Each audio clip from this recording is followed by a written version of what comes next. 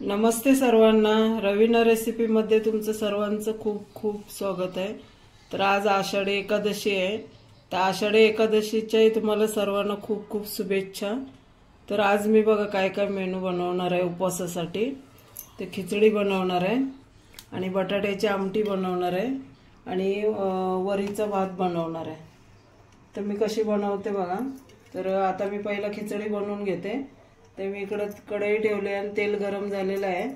तर आता फोडणी देऊन दाखवते। ते बघा तेल गरम झालेलं आहे। तर आता ही मी मिक्सर मध्ये हिरवी मिरची वाटून घेतलेली आहे एकदम। तर आता खिचडीला किती पाहिजे त्यानुसार मी घालून घेणार आहे।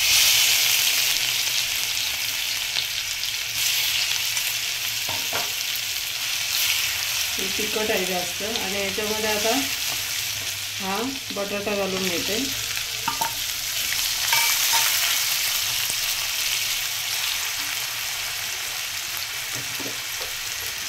थोडंसं जेवढं बटाट्यापुरतं मीठ पाहिजे तेवढं मीठ घालून घेणार।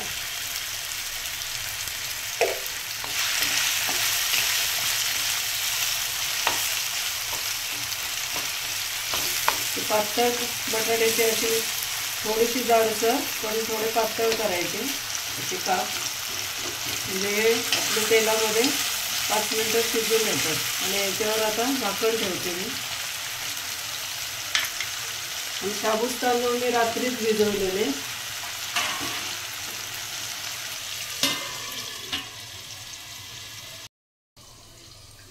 तर तोपर्यंत आपला खिचडीचा बटाटा शिजेस तोपर्यंत मी आता बटाट्याची आमटी म्हणजे शेंगदाण्याचं कूट घालून कशी बनवते बघा।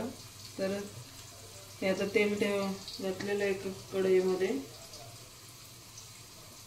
ते स्टीलचं भांडं आहे, लगेच तापतं ते।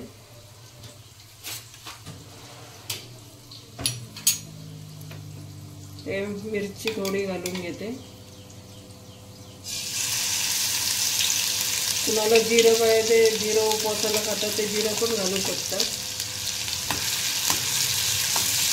याच्यामध्ये आता थोडासा मी बटाटा घालणार, शिजवून घेणार। जर आता कूट टाकलं लगेच याच्यामध्ये तर बटाटा आपला शिजणार नाही, म्हणून ह्याचा पण आपला बटाटा चांगला शिजवून घ्यायचा बटाट्याच्या आमटीचा।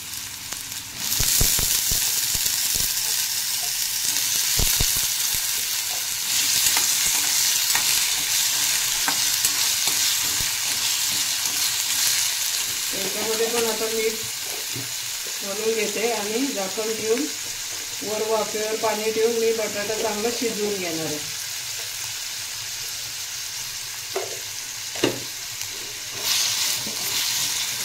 वरती झाकणामध्ये पाणी ठेवलं की बटाटा आपला लगेच 5 मिनिटात शिजून येईल। आणि याच्यामध्ये जर आताच कूट घातलं तर कुटामुळे काय होणार, बटाटा शिजणार नाही लवकर। असंच मी आता बटाटा शिजवून घेते। तर आपलं बटाटा दोन्ही बटाटे शिजेस तोपर्यंत मी तुम्हाला वरीचा भात कसा बनवतात तो दाखवते। तर मी हे वरीचे तांदूळ चांगले पाकडून घेतलेले आहेत। तर आता इकडं कढई ठेवली बघा। वरीचा तांदूळ नेहमी आहे ना भाजून घ्यायचा थोडा।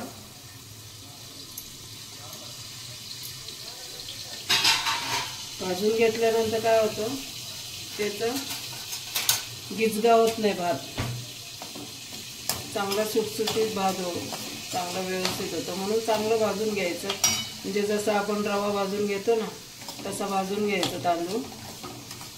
म्हणजे रवा आपण एकदम लालसर करतो तसं नाही करायचं। 5 मिनिटं असं परतून घ्यायचं मिडियम आचेवर, म्हणजे आपल्याला भाजल्यासारखं थोडंसं दिसणार, फुलल्यासारखं। त्याचा भात पण छान, खायला पण चांगला लागतो भात। आणि सुटसुटीत म्हणजे व्यवस्थित असं होतो, एकदम चिकचिकीत होत नाही भात। मी याचा व्यवस्थित भाजून घेते आणि मग ते पाण्यात टाकून धुवून मग त्याचा भात बनवायला पाणी घालून घेणार याच्यात।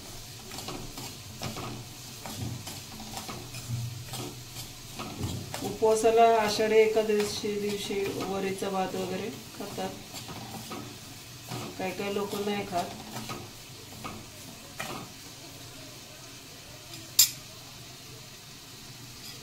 ते चांगले भाजून घेते। ते बघा भाजल्यानंतर कळतं आपल्याला हे असे पांढरे शुभ्र झाले बघा। पहिला कलर वेगळा होता, आता असे झालेले ते बघा, हे चांगले फुललेत।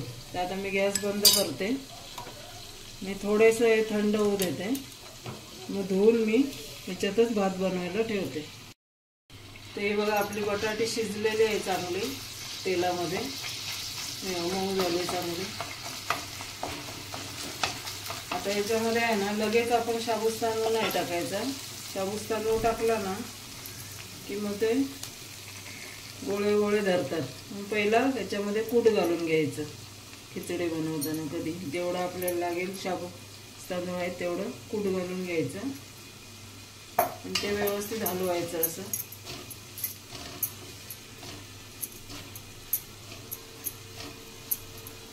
आणि याच्यामध्ये ना थोडीशी साखर टाकायची, तर मी एवढी साखर टाकते नुसते चवीला। थोडंसं आता मीठ घालून घेते, मीठ मी इकडे शाबूत तांदळामध्ये घालून घेते, शाबूत तांदळाच्या प्रमाणे याच्यामध्ये मीठ घालून घेते आणि हे चांगलं आता असं हलवून घ्यायचं।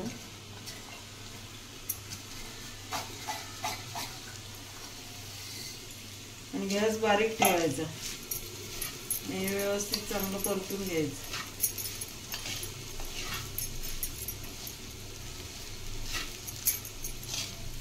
आणि खिचडी झाली तयार की मग त्याच्यामध्ये थोडंसं लिंबू पिळून घ्यायचं, म्हणजे चवीला खूपच छान लागतं। आणि जर तुमचा उपवास नसला तर त्या टायमाला कोथिंबीर जरी घातली तर अजूनही मस्त वाटते खिचडी खायला।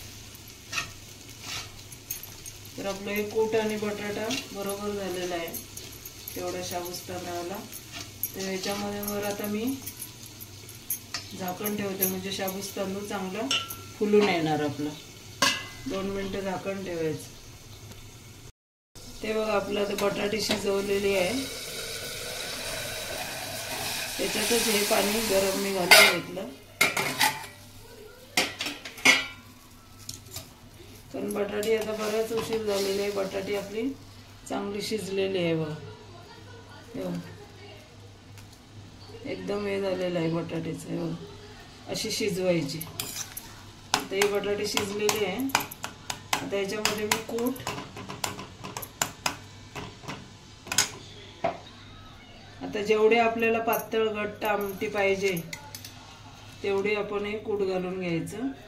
तर मी जास्त नाही घालणार, कारण वरीच्या भाताबरोबर आमटी पाहिजे म्हणून मी थोडंसं कमीच घालणार। आणि याच्यामध्ये अजून पाणी घालणार आहे, आणि बटाटा असा स्मॅश करायचा थोडा, म्हणजे आपली आमटी थोडीशी घटसर होते।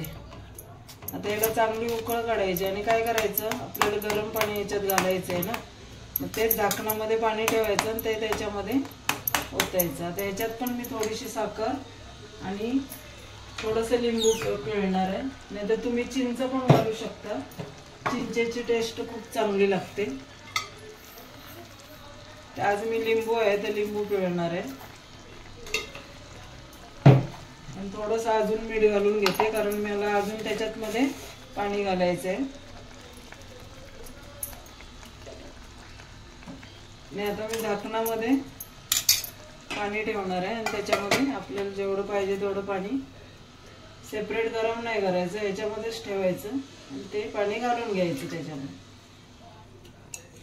हे बघा आपली आमटी तयार झाली, ह्याच्यामध्ये आता लिंबू पिळणार मी थंड झाल्यानंतर। लिंबाचा रस असला तरी तुम्ही घालू शकता, काय होतं त्याची आंबट तिखट रस म्हणजे चव खूप भारी लागते। तर चिंच घातली ना तुम्ही, तुमच्याजवळ चिंच असले चिंच तर त्याची टेस्ट तर अजूनच वेगळी लागते, किंवा दही असलं तर दही जरी घातलं तर दही नाही तर अजून चव अजूनच वेगळी लागते। म्हणजे जसं तुम्ही आंबट घालाल ना ते तिखटपणा, आणि त्याच्यामध्ये आपला उपवास असतो त्याच्यामुळं थोडंसं आंबट असलं की जरा भातासोबत चवीला थोडीशी चव येते भाताला, भात खाताना वगैरे, म्हणून याच्यामध्ये थोडंसं आंबट काहीतरी टाकायचं। तुमच्याकडे चिंच, लिंबू किंवा मग दही त्याच्यामध्ये घालू शकता। तर मी आता थोडे थंड झाल्यावर त्याच्यामध्ये लिंबू पिळणार आहे। तेव्हा आपली खिचडी पण तयार झाली बघा, मऊसूत झालेली आहे चांगली। 2-3 वेळा मी अधून मधून अशी हलवली तिला, या कढईमध्ये म्हणून तिचा कलर थोडासा चेंज झालाय। आणि शेंगदाण्याचं कूट त्याच्यामुळे कलर चेंज होतो आपला, जास्त भाजलेले असले शेंगदाणे की असं होतं। ते बघा चांगली फुललेली आहे, हे बघा एकदम अशी मऊ झालेली आहे, म्हणजे खाताना असं की कचकचित दाणा नाही लागणार आहे, व्यवस्थित फुललेले आहे। रात्री भिजवतानाच थोडंसं पाणी ठेवायचं वरती, म्हणजे शाबूस तांदूळ चांगला भिजतो। तर मी आता गॅस बंद करते आणि ह्याच्यावरही लिंबू पिळून घेते। तर हे बघा मी आता वरीचा भात बनवते। ते इकडे कढई ठेवलेली आहे। तर हे बघा 1 वाटी वरीचे तांदूळ आहेत, मी भाजून घेतलेले आहेत, दाखवले तुम्हाला। आता माप दाखवण्यासाठी मी वाटीमध्ये घातलेलं आहे। ते 1 वाटी वरीचे तांदूळ आहेत, तर मी 2 वाट्या त्याच्यासाठी पाणी घालणार आहे। तर आता मी हे बघा तीच वाटी खाली करून घेतली, ते फुल 2 वाट्या।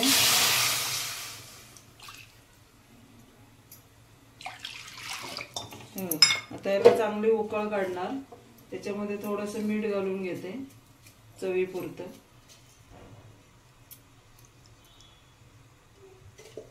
कुणाला जर जास्त उपवासाच्या दिवशी आयटम बनवायचे नसतील तर तुम्ही साधा असं हे वरीच्या भातामध्येच तुम्ही याच्यामध्ये हिरवी मिरची थोडीशी, थोडं जिरं वगैरे फोडणी देऊन तुम्ही भात बनवून मीठ घालून लिंबू पिळून खाऊ शकता असं शॉर्टकटमध्ये। तर आता या पाण्याला उकळ आली की मी तांदूळ घालून घेणार आहे। तर हा तांदूळ मी स्वच्छ धुवून घेणार आहे आता भाजलेला, आणि हे पाणी उकळलेलं आहे त्याच्यामध्ये घालून घेणार आहे। तर मी तांदूळ स्वच्छ धुवून घेते। ते बघा मी तांदूळ स्वच्छ धुवून घेतलेला आहे। आमच्या इथले लाईट गेलेले आहे त्याच्यामुळे थोडा काळोख दिसतोय। तर हे आता धुतलेलं आहे मी, तांदूळ भाजून घेतला पहिला, नंतर धुतला। आता हे पाणी आपलं उकळलंय, ते उकळत्या पाण्यामध्ये आता मी गॅस बारीक करते आणि हा तांदूळ घालून घेते।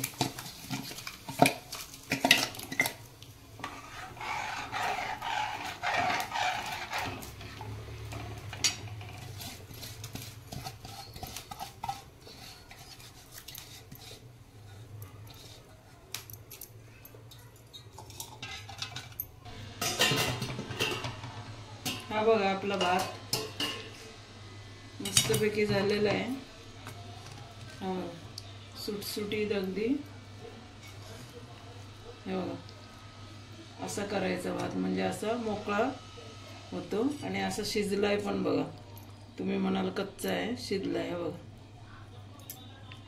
पण जेव्हा आपण आमटी याच्यामध्ये घालू ना तेव्हा हा गिजगा नाही लागत, एकदम सुटसुटीत मस्त आपल्या भातासारखा हे बघा मस्त झालेला आहे। म्हणजे हे माप बरोबर आहे अगदी, तुम्ही नक्की करून बघा।